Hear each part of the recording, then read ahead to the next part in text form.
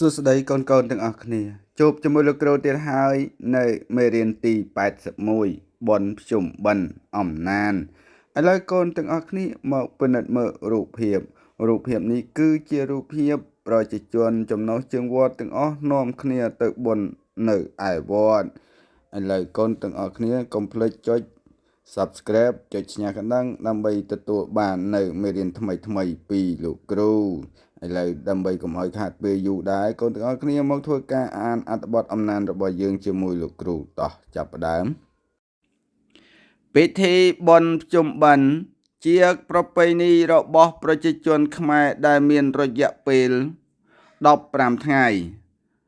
ចាប់ពីថ្ងៃ1រោចដល់ថ្ងៃ14រោចខែភទ្របទគេនាំគ្នាដាក់បិណ្ឌឬ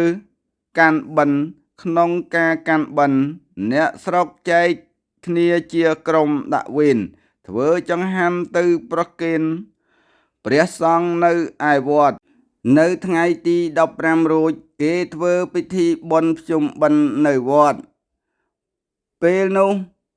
មានមនុស្សច្រើនកុះករមកជួបជុំគ្នាច្រើនជាងថ្ងៃដាក់បិណ្ឌគេបានយកចង្ហាន់នំចំណីផ្លែឈើតែស្ករនិងវត្ថុផ្សេងទៀត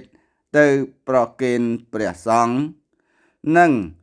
រាប់បាតដើម្បីបញ្ជូនកុសលដល់ញាតិដែលបានចែកឋានទៅ